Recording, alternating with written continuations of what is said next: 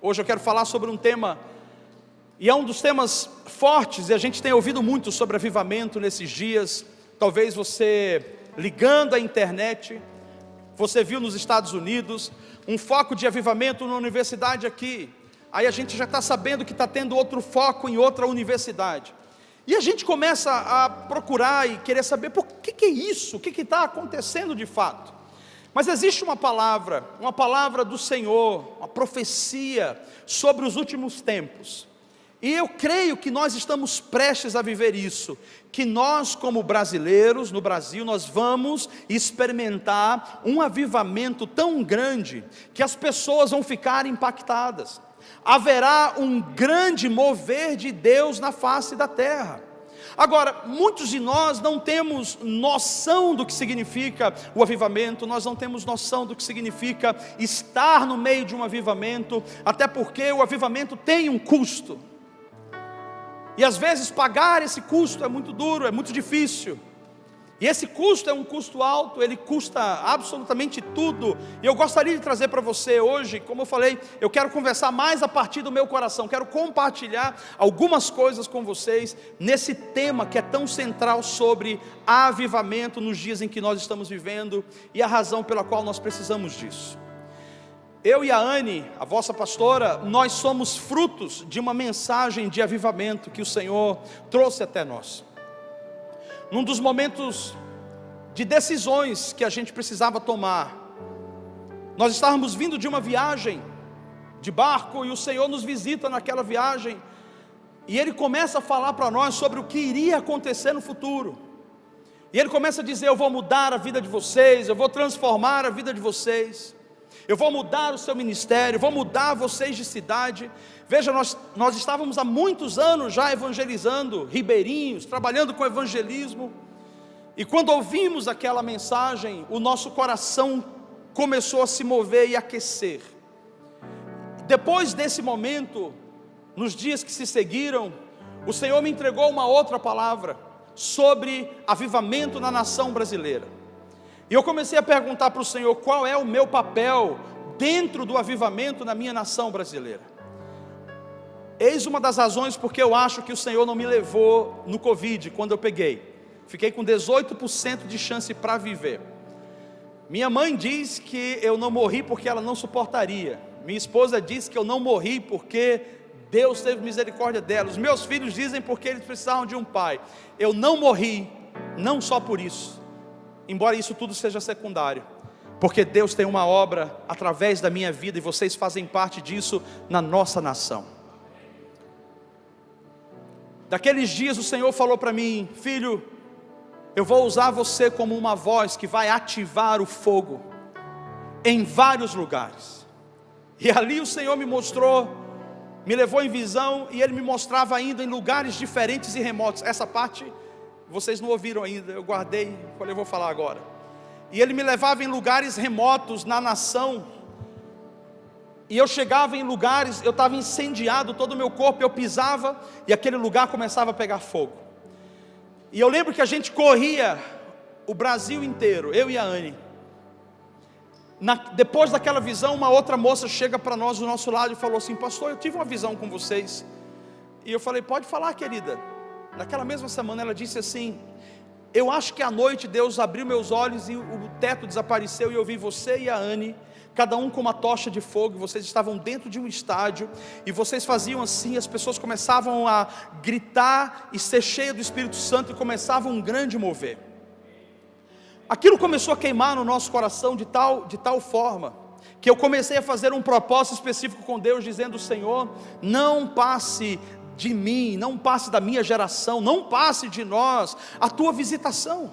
Nós precisamos da tua visitação, Senhor. Tem que ter algo mais, não pode ser só o que a gente está vivendo. Senhor, nós precisamos da tua intervenção. E começamos a orar e jejuar, e reunimos um grupo em prol disso. E quanto mais a gente orava e jejuava, mais Deus nos mostrava que Ele tinha um projeto para o Brasil. E aí, na igreja Lagoinha, que fica em Belo Horizonte, eu fui traduzir para um homem chamado Bob Conner, que é conhecido hoje como um dos pais dos profetas nos Estados Unidos. E antes da tradução, eu estava sentado no hotel, E ele estava sentado comigo, ele saiu, e chega um outro homem que eu nunca vi na minha vida, um homem negro, e aquele homem senta no meu lado aqui, e ele fala assim: você sabia que eu sou profeta? Falando em inglês. Primeiro que eu não sabia como que ele sabia que eu falava inglês. Eu falei assim: eu não sabia que o senhor é profeta. Ele falou: você acredita que eu sou profeta? Do you believe I'm a prophet? Eu falei: eu acredito que você é um profeta. Ele falou: do you believe I have a message to you? Você acredita que eu tenho uma mensagem para você? Eu falei: eu acredito. O que o senhor tem para mim? Ele falou assim: você será um dos que Deus vai usar no Brasil para incendiar. Aí ele parou assim: um dos, você não é a pessoa, você é uma das pessoas. E eu guardei aquilo no meu coração, porque depois que aquele homem falou, eu levantei para pegar água, e quando eu voltei eu nunca mais vi aquele homem. Se ele era um anjo, desapareceu. Se ele não era um anjo, ele sumiu do mesmo jeito, foi para algum lugar que eu não sei. Então nós carregamos no nosso coração uma semente que nós chamamos semente do avivamento. E nós temos semeado a nossa vida inteira. Nós temos escutado o Espírito Santo e nós temos dito: Senhor, nós vamos semear e nós vamos perseverar. Nós vamos orar e nós vamos perseverar. Há algo que Deus faz, ou há coisas que Deus faz, que a gente não está muito ciente ou consciente, mas Deus está trabalhando. Deus está trabalhando em relação à nação brasileira.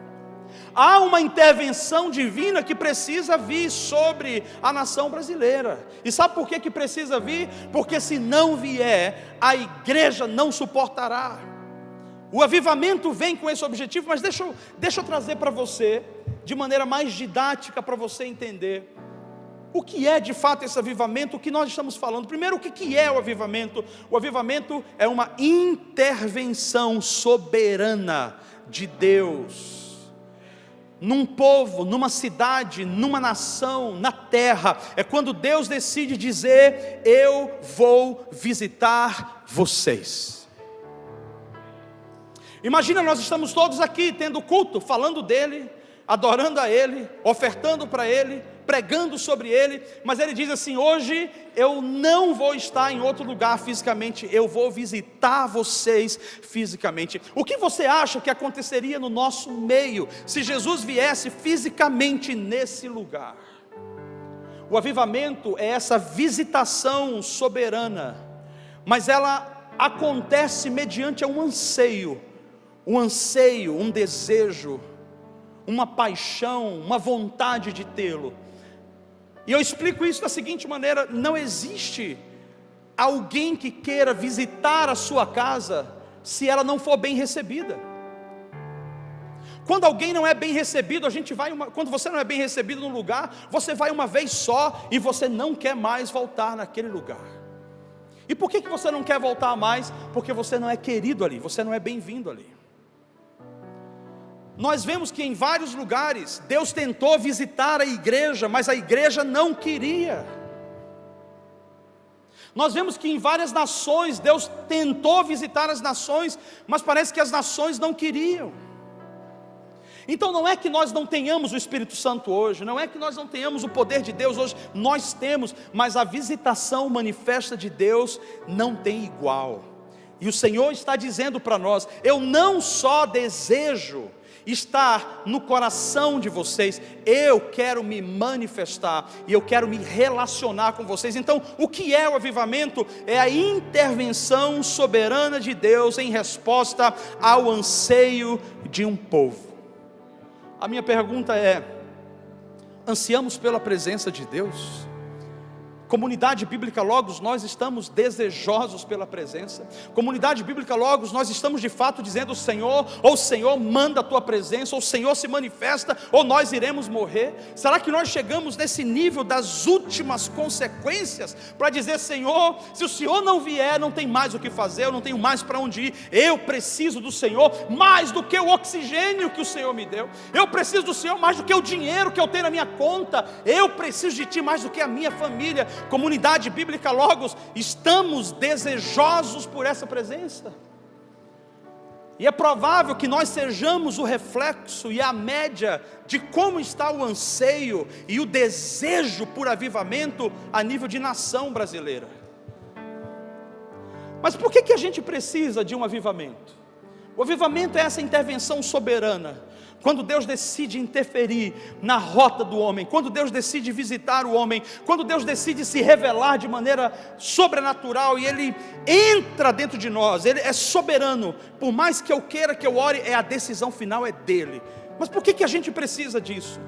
O avivamento vem porque nós precisamos de realinhamento e renovação da aliança. Quando o avivamento vem, ele realinha o coração do homem. Meus irmãos, não é como você começa, é como você termina. Talvez nós estamos começando bem ou começamos bem, mas nós precisamos olhar como estão as nossas veredas. Precisamos olhar se nós não estamos tomando rumos que não deveríamos estar tomando, se estamos pensando de forma que não deveríamos estar pensando. Por isso o avivamento é tão importante em nossos dias, para nos realinhar e renovar a nossa aliança com o nosso Deus. Nós temos um Deus, nós pertencemos a um Deus, nós fomos comprados pelo sangue do Filho desse Deus chamado Jesus. Ele comprou a nossa vida. Então nós não somos nossos, nós pertencemos a Ele. Por isso nós precisamos nos realinhar com Ele, precisamos renovar a nossa aliança com Ele. A aliança vai sendo quebrada ao longo da vida, é igual casamento. Quando você começa a não valorizar mais, a aliança vai sendo quebrada. Quando você é infiel, a aliança vai sendo quebrada. Quando você deixa de cuidar, a aliança vai sendo quebrada. Nós estamos precisando de um avivamento. Estamos precisando de um avivamento para não só nos realinharmos, mas para renovar a nossa aliança. Sabe o que é a renovação da aliança? É dizer: eu sou único e exclusivamente seu. Nada mais consegue me ter, só tu me tens 100%. Quando o avivamento vem no nosso meio, ele traz essa consciência de uma renovação de aliança e de um realinhamento. Mas também porque precisamos de um avivamento por causa da santidade e da intimidade com Deus. Quando o avivamento chega no nosso meio, há uma consciência da presença santa de Jesus. E eu digo para você que a gente vai vivendo a vida e a gente vai se acostumando.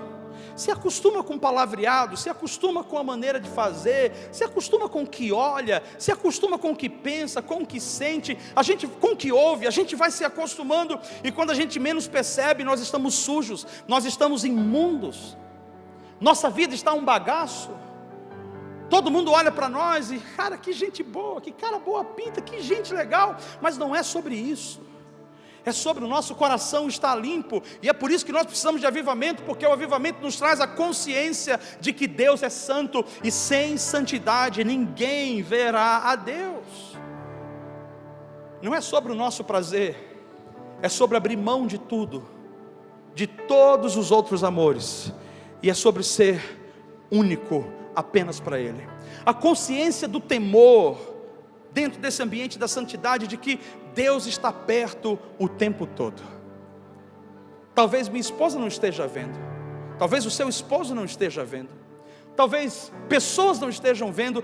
Deus está perto. E o maior perigo para uma igreja, o maior perigo para um cristão, é quando nós perdemos essa consciência, a consciência do temor, e a gente vive como se não fôssemos prestar contas no último dia. Eu e você, a Bíblia diz que vamos prestar contas de cada palavra, de cada intenção, vamos prestar contas de cada obra. Santidade. No ambiente do avivamento nós precisamos disso, porque ele gera de fato santidade em nossos corações. As pessoas passam a ter uma experiência com Ele e dizer: Senhor, eu não quero outra coisa a não ser o Senhor, e o Senhor é santo. Ele gera também intimidade com Deus, porque a santidade é a obra de Deus em nós, através da minha confissão, do meu arrependimento. Vai me perdoando, vai me limpando, vai tirando de mim o que precisa ser tirado, e aí eu quero ser íntimo dEle. Essa intimidade, ela pode estar relacionada também ao âmbito de família. Quando você tem intimidade no seu casamento, Deus está dizendo: eu quero ter um nível de intimidade onde nós nos tornamos um. Você é um comigo e eu sou um com você. Intimidade com Deus. Intimidade com Deus gera prazer. Intimidade com Deus gera cura. Intimidade com Deus gera entusiasmo, gera propósito, gera paixão em nossa vida. Por que mais que a gente precisa de um avivamento em nossos dias? Porque nós precisamos do governo do Espírito Santo. Lembre de Atos dos Apóstolos, os discípulos precisavam ser revestidos do Espírito Santo. Qual é o papel do Espírito Santo? Governar as nossas vidas. Ele nos governa, dizendo para onde nós temos que ir, nos ajudando a decidir o que nós precisamos decidir. Qual o papel do Espírito Santo? Ele nos convence do pecado, da justiça e do juízo. O Espírito Santo precisa voltar a ter voz ativa de governo dentro de nós. O Espírito Santo precisa voltar a proclamar a vontade de Deus dentro de nós. Precisamos de um avivamento para que o governo do Espírito Santo volte no nosso meio. Sabe por que Jesus conseguiu chegar aonde ele chegou e fazer o que ele tinha que fazer? Porque ele era governado pelo Espírito Santo. Quando você é governado pelo Espírito Santo, não tem diabo nem inferno no mundo que desvie você. Quando o seu casamento é governado pelo Espírito Santo, não tem divórcio nem separação que consiga prevalecer. Quando você está sendo governado pelo Espírito Santo, a tentação não consegue ludibriar você. Quando você é governado pelo Espírito Santo, já não é mais você quem vive, mas é Cristo que vive em você. Logo, não são as suas ações naturais, é a ação de Cristo em você através da obra do Espírito Santo. O Espírito Santo transforma caráter. O Espírito Santo transforma vidas. O Espírito Santo transforma histórias. O Espírito Santo escreve uma história nova na sua vida. A pergunta é se nós de fato entendemos que precisamos do avivamento, isso é, precisamos de realinhamento e renovação da aliança, estamos precisando de santidade, intimidade com Deus, e acima de tudo estamos precisando do governo do Espírito Santo. Quando o homem é governado pela carne, ele não satisfaz a Deus, ele satisfaz só as coisas da carne. É o impulso dele. Ele não pensa mais, ele só reage. Ele reage ao mundo. Mas quando o homem é conduzido pelo Espírito Santo, antes dele tomar uma decisão, o Espírito Santo fala para ele o que fazer. Antes dele fazer um negócio, o Espírito Santo diz para ele como fazer. Antes dele entrar numa briga no casamento, o Espírito Santo diz para ele: faz isso, isso e isso. Nós estamos precisando sim de um avivamento em nossos dias. Mas eu não coloquei uma das coisas mais importantes. Por que nós estamos precisando hoje de uma intervenção de Deus na nossa nação, não só na nossa vida pessoal? Porque nós estamos entrando num quadro caótico nacionalmente. As coisas tendem a estar pior. E eu não estou falando sobre decisões de governos, eu não estou falando sobre partidos políticos, eu estou falando sobre ideologias, eu estou falando sobre conceitos culturais que estão entrando. Eu estou falando para você que logo crianças de 10 a 11 anos de idade terão autonomia de dizer: eu quero a cirurgia de mudança de sexo. E nós seremos amordaçados e não poderemos falar muito, porque se falarmos vamos presos, teremos consequências graves. Nós estamos precisando sim de um avivamento. Nós estamos precisando sim da intervenção de Deus. Os valores cristãos estão sendo ameaçados. Já no estado de São Paulo, um decreto levantado: você não pode usar a palavra ou a frase Deus te abençoe por ser um proselitismo. Você está fazendo o quê? Se eu falar Deus abençoe, é como se eu estivesse incitando o outro a acreditar na minha fé. Espera aí, eu sou cristão, eu posso falar Deus? Não posso mais falar. Na escola, num grupo de escolas tais, não pode mais ser falado. Para onde nós estamos indo? Agora a pergunta é: nós precisamos por causa disso,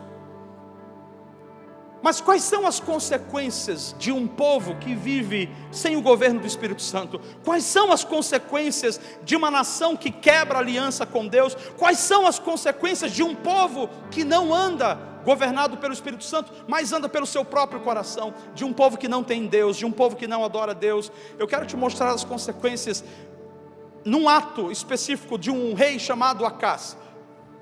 Em 2 Crônicas capítulo 28, deixa eu ler só o primeiro versículo, 2 Crônicas capítulo 28, quero te mostrar algo aqui.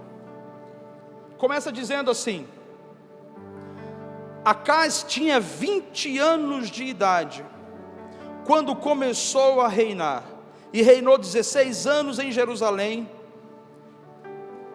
e fez o que era contrário a Davi, que era o seu pai. Tá ali, vou ler nessa versão aí. Tinha Acais 20 anos de idade quando começou a reinar, e 16 anos reinou em Jerusalém, e não fez o que era reto aos olhos do Senhor, como Davi, seu pai. Esse homem, ele tinha um desígnio errado no coração. Só que nós não estamos falando de pessoas que não tinham ouvido falar de Deus. Nós estamos falando de um homem que conhecia o Deus verdadeiro, mas porque ele não era cheio de Deus, porque ele não tinha o temor de Deus, o coração dele começou a enganá-lo. Porque é assim que acontece, quando o homem não tem Deus, ele faz coisas que ele acha que é certo, mas diante de Deus são abomináveis. Teve um jovem que veio conversar comigo uma vez, e ele disse assim, uma jovem: pastor, me ajuda, não é daqui, tá? Estava fazendo uma faculdade aqui em Londrina. Ajuda por quê? Porque o meu namorado está fazendo teologia, e ele já está tentando me convencer que nós podemos ter relações normais antes do casamento. Nós só vamos casar daqui a 2 anos, porque ele disse, a graça na cruz do Calvário já garantiu o perdão de tudo, então eu nem preciso confessar, e está tudo certo, que nós estamos fazendo uma aliança. Eu falei, querida, ou você é louca, ou você vai ser conivente. Então seja louca e saia desse relacionamento. As pessoas fazem coisas que elas vão se conscientizando, usando a Bíblia, usando a palavra, e dizendo, não tem problema nenhum, está tudo certo. Escute, quanto mais longe da presença e do Espírito Santo nós estamos, mais contaminados nós vamos ficando. Nós começamos a abrir concessões, nós começamos a fazer compromisso com as trevas, nós começamos a deixar as trevas entrarem na nossa vida, no nosso casamento, na nossa casa, em tudo que é lugar. E sabe qual é a consequência disso? É uma consequência gravíssima, porque onde Deus não está, o diabo reina. Onde Deus não reina, o diabo reina. O governo de Deus é um governo de paz, é um governo de justiça, é um governo de restauração. Mas o governo do diabo é morte, o governo do diabo é roubo, é destruição. Esse rei aqui, esse homem Acais, ele fez tudo o que era contrário a lei do Senhor. Tudo que Davi tinha feito de bom, ele fez o contrário. E a Bíblia diz que por causa disso, Deus permitiu com que se levantasse um povo e viesse contra ele. E ele foi subjugado, foi escravizado. Você não tem noção o que esse homem passou no governo dele. Vamos dizer, Deus é mau por ter permitido? Não, Deus não é mau. Do mesmo jeito que Deus é maravilhoso quando você é um homem e uma mulher que caminha em princípios e Ele abençoa você, Ele também é justo quando Ele permite com que as consequências do seu e do meu erro também possam nos acometer. E é por isso que com Ele nós clamamos misericórdia. É por isso que quando nós erramos, Senhor, não deixa a consequência vir, por favor me ajuda. Mas Acais havia rejeitado Deus, e a Bíblia diz que ele foi humilhado. Os povos que ele governava foram levados como escravos. Esse é o trabalho do diabo. Ele entra no templo do Senhor, que era onde oferecia adoração, e ele tira todos os utensílios, e ele dá como suborno, para que não fosse mais atacado, e a Bíblia diz que não adiantou. Esse homem teve uma devastação, e sabe o que ele fez? Eu vou orar aos meus deuses. Pegou o sincretismo religioso, isso é, as misturas que ele tinha, e ele começou a adorar deuses, e a Bíblia diz que ele levantou altares por toda a nação. E quando ele levantou aqueles altares, a ira do Senhor se acendeu. Eu gostaria que vocês prestassem atenção num detalhe. Quando nós servimos ao Deus verdadeiro, o mundo ao nosso redor pode até estar caindo, nós podemos ser até afetados indiretamente por uma ou por outra coisa, mas o povo de Deus é guardado, protegido e provido pela aliança que tem com esse Deus. Quando nós somos servos de Deus verdadeiros, Deus nos protege. Pode não vir do jeito que estava vindo, Deus abre outra fonte. Talvez você não tenha plano de saúde, Deus, Ele coloca a mão e cura você. Ele pode fazer isso pelo médico, mas Ele pode fazer isso sobrenaturalmente. Talvez você precise de tal coisa, Ele vai fazer. Sabe por quê? Porque quem tem uma aliança com Deus está debaixo do governo de Deus. E o governo de Deus é um governo de justiça, é um governo de paz, é um governo de alegria, é um governo de restauração. Esse homem abriu mão e ele começou a adorar outros deuses. E eu vou falar para você, não são só os incrédulos, os ímpios que adoram outros deuses. Nós podemos estar adorando outros deuses quando nós colocamos coisas acima de Deus, como por exemplo, quando eu coloco o meu dinheiro acima de Deus, quando eu coloco o meu título acima de Deus, quando eu coloco as minhas coisas acima de Deus, quando eu coloco o meu cônjuge, o meu casamento, os meus filhos, a minha carreira, qualquer coisa que esteja acima de Deus, é uma quebra de aliança. Você já vai estar quebrando aliança com Deus. Deixa Deus ser o primeiro na sua vida, e se Ele for o primeiro na sua vida, Ele vai governar você. O fim desse homem é que ele morreu, foi levado cativo pelo rei de Jerusalém, e ele sequer pôde ser sepultado ali, porque ele era uma vergonha, ele trouxe maldição. O povo colheu a maldição, porque adorou os deuses que ele levantou. Nós estamos caminhando para dias que vamos precisar de uma intervenção de avivamento pesada e rápida. Sabe por quê? Porque os altares de ídolos já estão sendo levantados. Quando o novo governo entrou, uma das primeiras ações que eles fizeram foi inserir todo o contexto de cultos a outros deuses africanos ali dentro. E aí, obviamente, o Estado é laico, obviamente. O Estado é laico, a gente pode fazer o que quiser. Bendita ou feliz é a nação cujo Deus é o Senhor.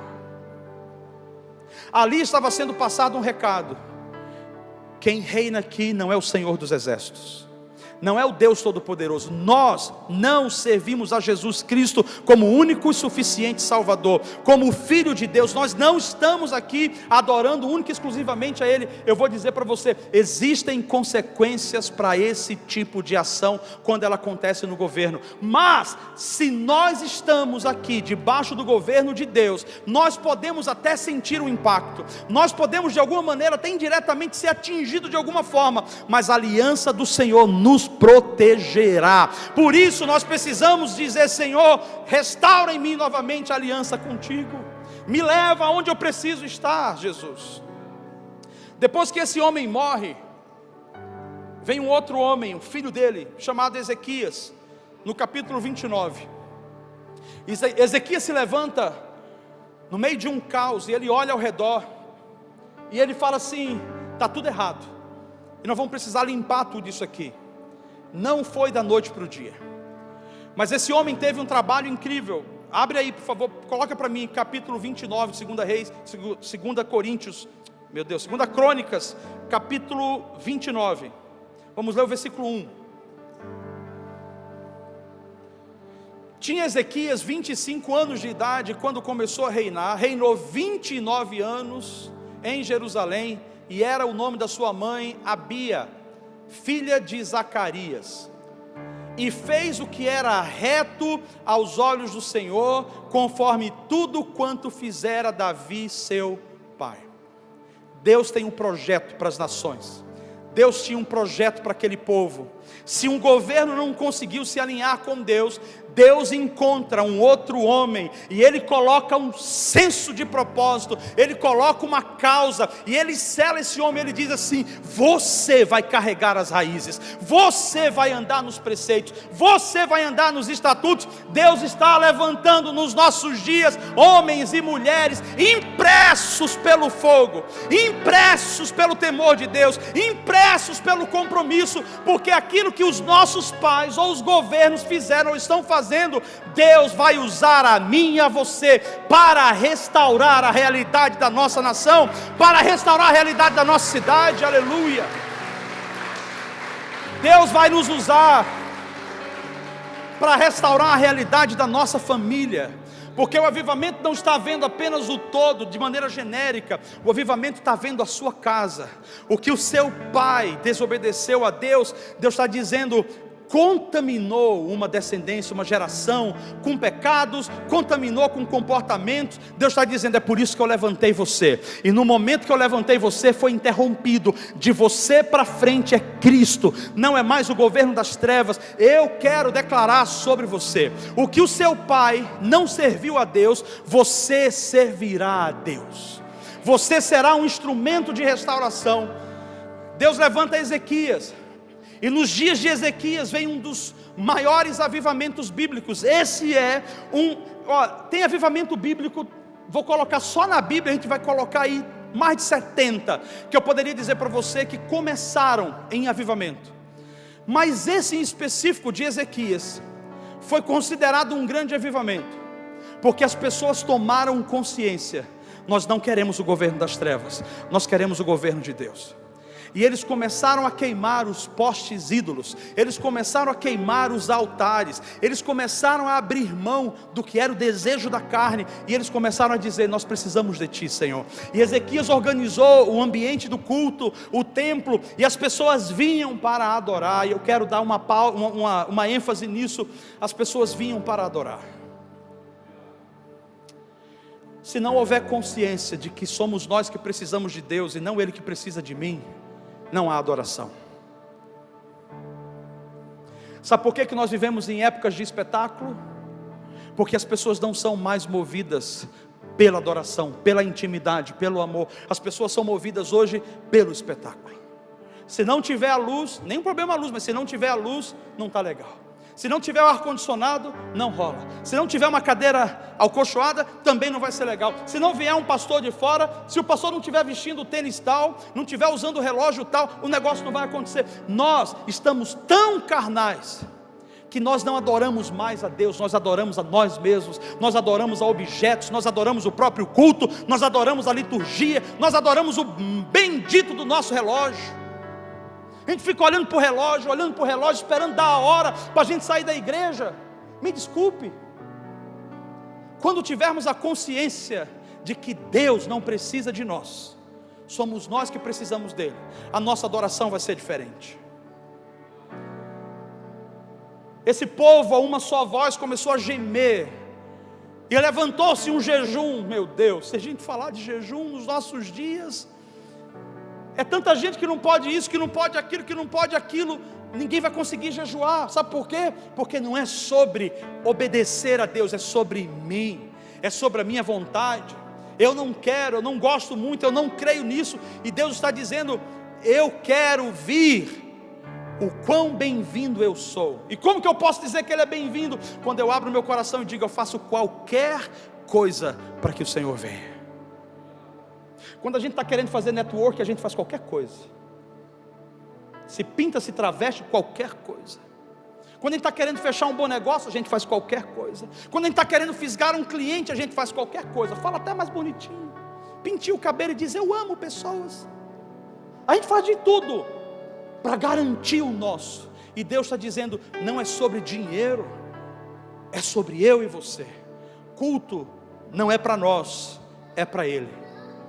Esse povo chegou ao nível de consciência que eles entenderam que culto era para o Senhor, e a Bíblia diz que eles iam diante do Senhor, rasgavam os corações e começavam a adorar, e o poder de Deus começou a fluir. Ezequias se levantou e falou: vocês foram limpos como sacerdotes, agora vocês podem oferecer sacrifícios ao Senhor. A glória de Deus veio naquele lugar. O Senhor fez uma aliança com o povo, e eles deixaram de ser escravos, deixaram de ser oprimidos, deixaram de ser saqueados. Sabe por quê? Porque um homem resolveu assumir o seu chamado.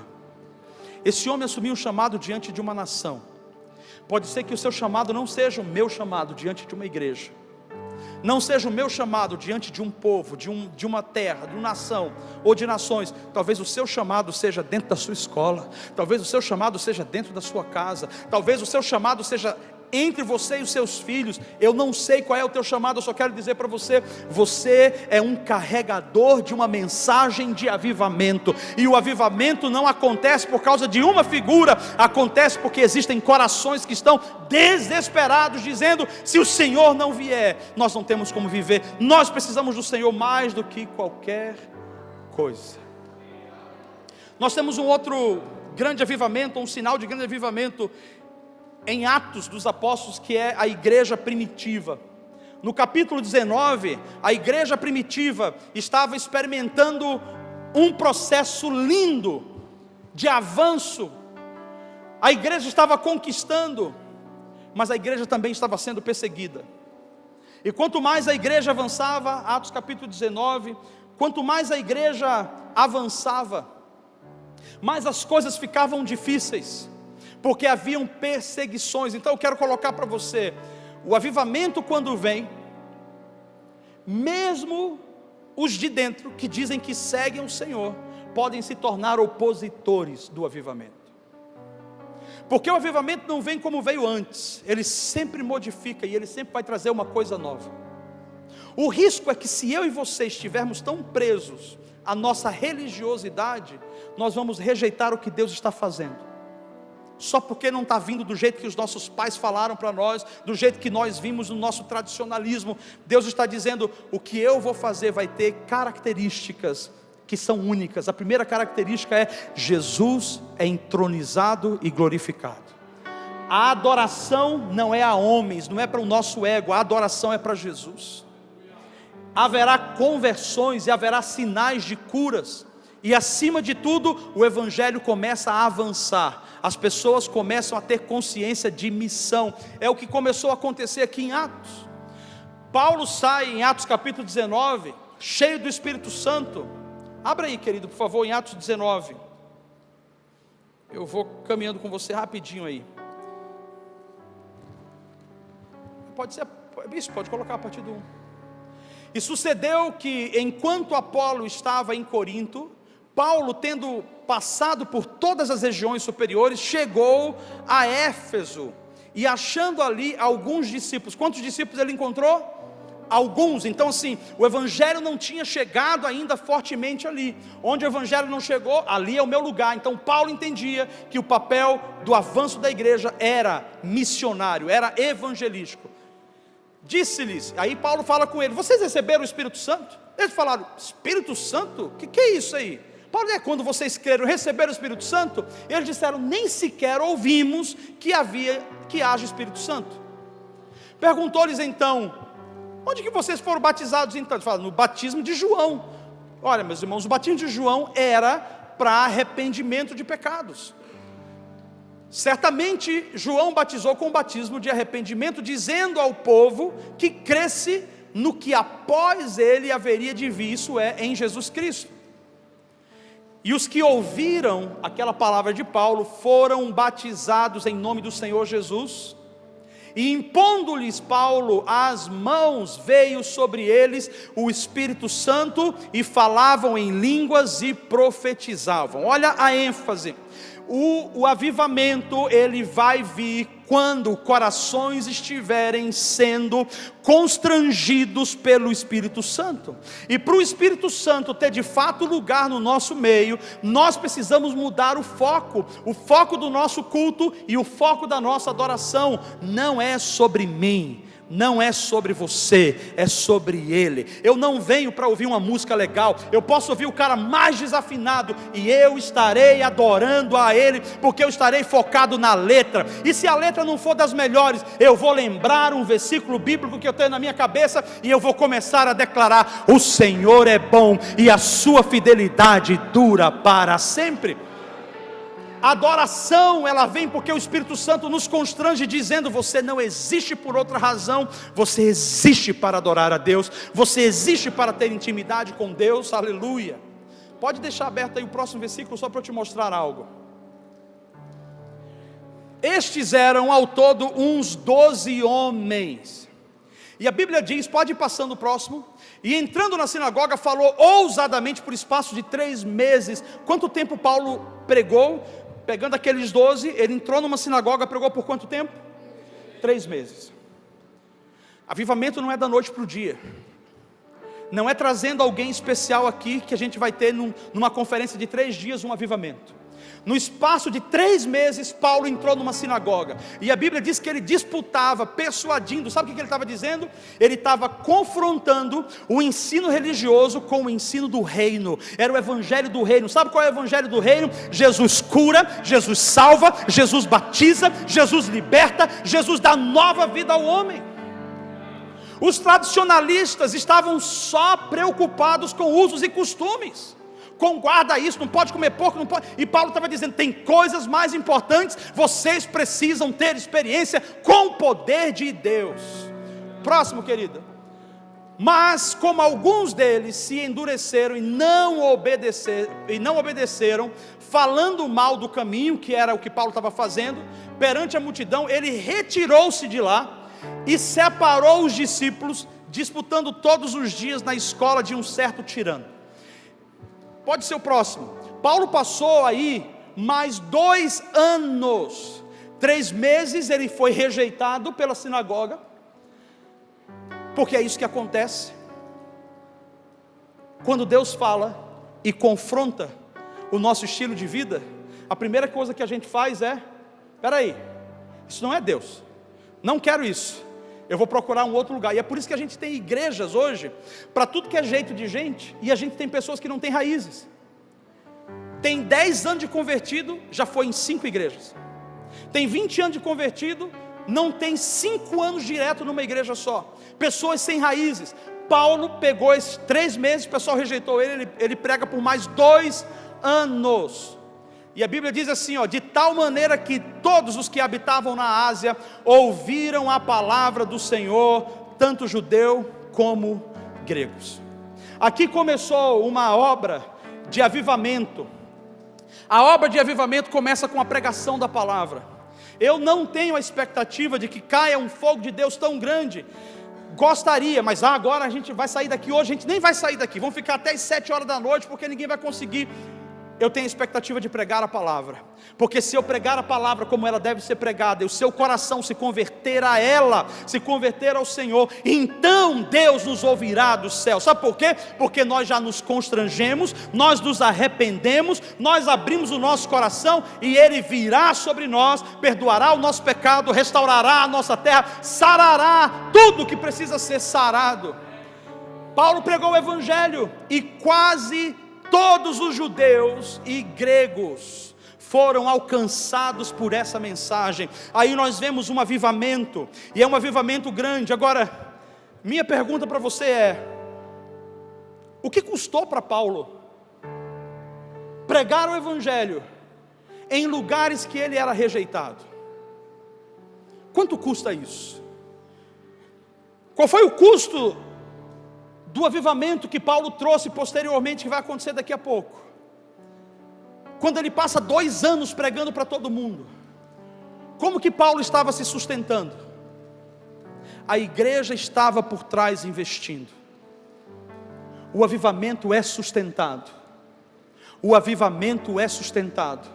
E o avivamento também é cortado, é interrompido. Uma dos pontos que sustenta o avivamento é recurso, é a igreja investindo. Paulo estava pregando esses 2 anos porque havia pessoas por trás que estavam dizendo: Paulo, continua o teu trabalho, porque eu vou fazer o meu aqui atrás, e nós vamos fazer o que tem que fazer. Esse avivamento de Atos trouxe um grande impacto na igreja ali em Éfeso. Sabe por quê? Porque quando ele começou a pregar a palavra, a Bíblia diz que Deus respaldava ele com poder, com sinais e com maravilhas. Avivamento traz poder, traz sinais, traz maravilha. Para quê? Para a conversão do perdido. Tem muita gente precisando de Jesus. Nós estamos precisando de um avivamento, porque tem pessoas precisando de Jesus. Tem gente morrendo e indo para o inferno. Tem gente agora se prostituindo e vai morrer enquanto se prostitui. Tem gente usando droga que vai morrer enquanto usa droga ou está bebendo. E Deus está dizendo: cadê a minha igreja? Paulo sozinho, com um grupo de 12, foi aumentando esse grupo, pregou o evangelho, e toda uma cidade, grego e judeu, ouvir o Evangelho. Nós temos como fazer mais aqui. Se o Espírito Santo vier, a gente consegue. Mas se a gente continuar do jeito que a gente está, a gente só vai falar de nós, do nosso sucesso pessoal. A gente só vai falar de quanto a gente tem na conta, para que país a gente foi, para que cidade a gente foi, qual o tênis que a gente usa. Deus está dizendo: eu quero te dar almas. Salmos diz: pede-me e te darei as nações por herança e os confins da terra por sua possessão. Jesus não morreu por coisas, Jesus morreu por pessoas. Tem alguém dentro da sua casa que está morrendo, e nós precisamos de avivamento para nos transformar, para nós salvarmos pessoas. Tem alguém do seu lado que você conhece que precisa de Jesus. Quando Paulo pregou com prodígios, sinais e maravilhas, o poder foi tanto que os bruxos, os magos da época, começaram a trazer os seus livros de magia. Isso é avivamento, em praça pública. Imagina só, queimar todos os outros amores, não é cantar, é voltar em casa e dizer: eu vou queimar essa droga aqui, eu vou queimar esse inferno aqui. O que era do inferno, eles queimaram.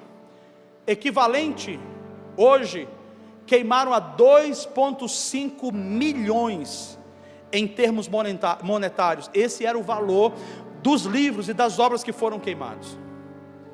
Os filhos dos judeus, ou os filhos de um judeu importante, quando viu isso acontecendo, para poder se equiparar e não ficarem para trás, começaram a expulsar os demônios em nome de Jesus. Mas eles não tinham Jesus, e começaram a expulsar os demônios. Sabe o que aconteceu? Os demônios falaram: olha, eu conheço Paulo, eu conheço Apolo, mas e tu, quem sois? E tu, quem sois?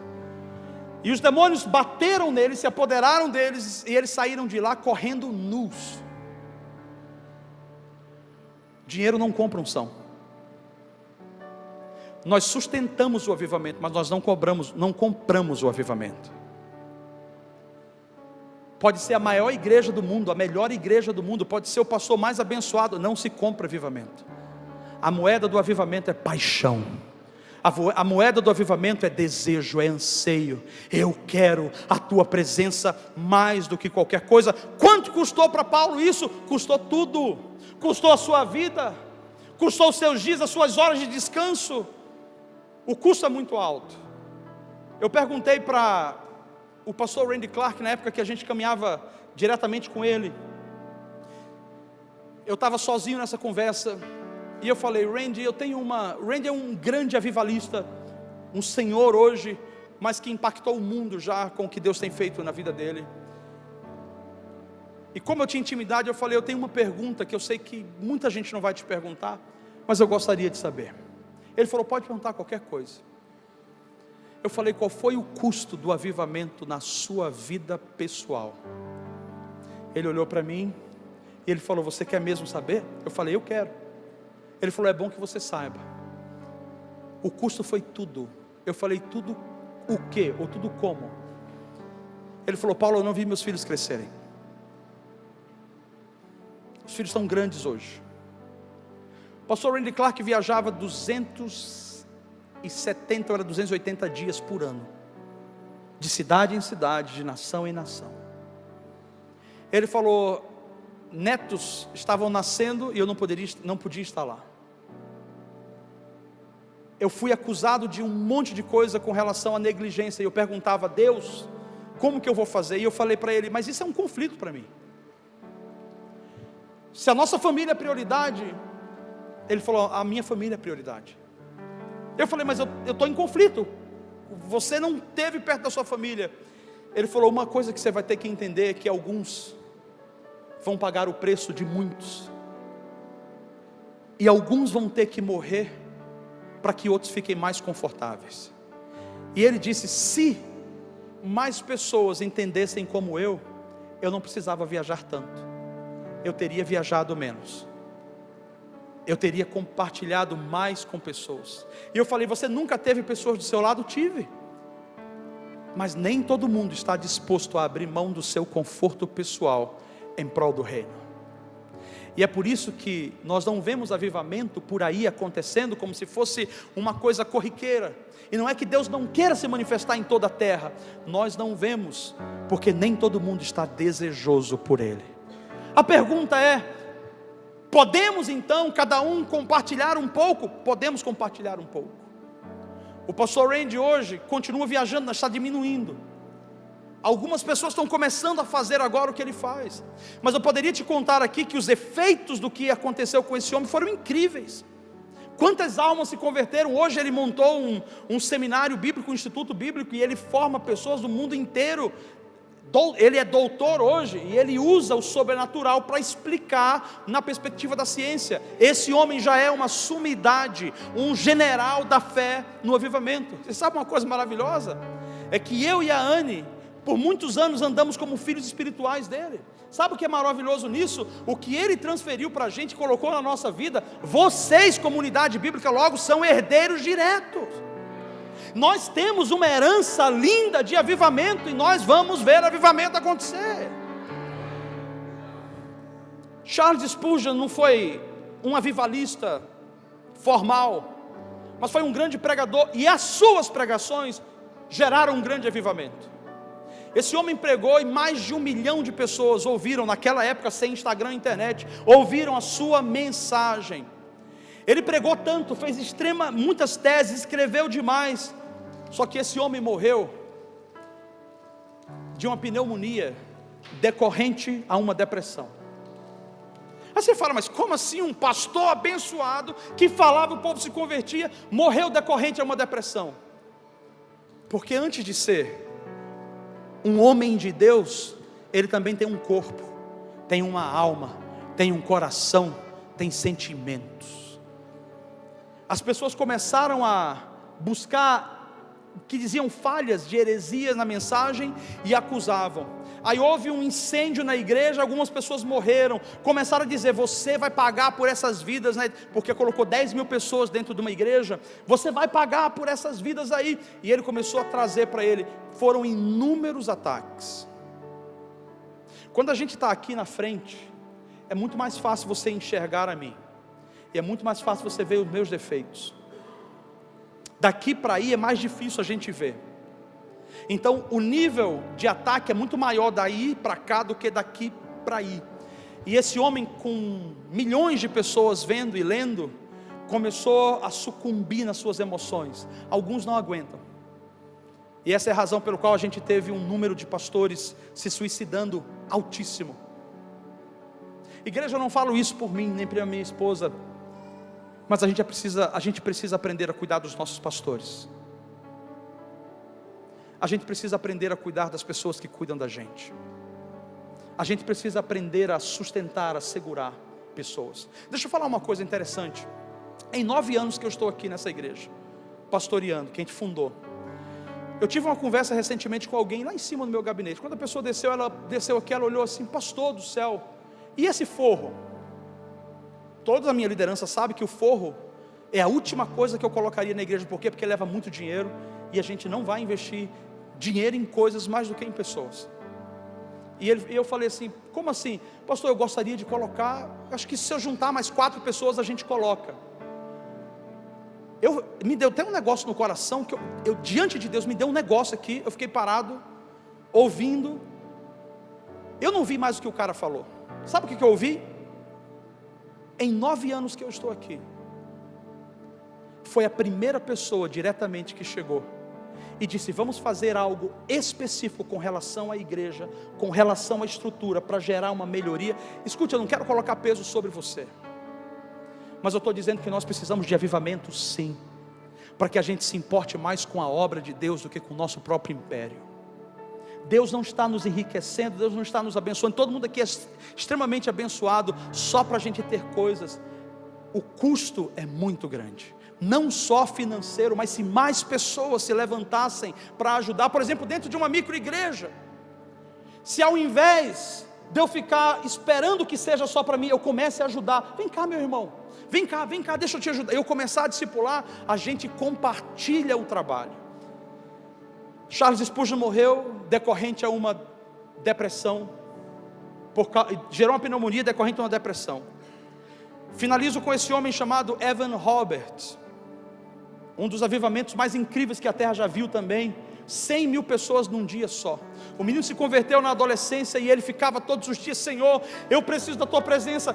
santidade, se separou para isso, estudou para isso, e todos os dias ele clamava. O Senhor o visitou num culto, e ele dizia: Senhor, me faça me prostrar diante do Senhor. E todos, Senhor, me prostre mesmo, eu quero me humilhar diante de Ti. Evan Roberts, todos os dias orando, juntou um grupo e começou a orar. O avivamento que veio, num dia, 100.000 pessoas vieram para Jesus. Meu irmão, alguma coisa aconteceu ali. Evan Roberts, depois de um ano de serviço, foi ludibriado por uma profetisa mais velha, que disse para ele assim: olha, essas pessoas não se converteram por Deus, elas se converteram por causa de uma obra do diabo. Não é assim que a Bíblia faz. Aquilo atingiu ele era muito jovem, ele sucumbiu. Ela falou: vem para minha casa, que eu vou te instruir. Ninguém nunca mais ouviu falar de Evan Roberts. Morreu calado, e a única obra dele que foi magnífica foi justamente a obra desse grande avivamento. Mas esse homem poderia ter feito mais. A minha pergunta é: onde estavam os escudeiros, os apoiadores desse homem, que deixaram esse homem ir e não foram lá arrancar esse homem da casa dessa mulher? O custo do avivamento é grande. E eu quero concluir hoje de manhã para você dizendo o seguinte: eu cheguei à conclusão que os avivamentos vêm e param depois de um tempo, porque eles estão sempre relacionados à figura de um homem, e não à figura de um grupo, de um corpo. Eu quero chamar você para que nessa semana, e eu vou orar por você por isso, para que nessa semana você pergunte: Senhor, qual é o meu lugar no avivamento no Brasil? E se você compartilhar, eu não terei que morrer mais cedo, embora eu esteja disposto. Só os meus companheiros de caminhada sabem o quanto eu envelheci.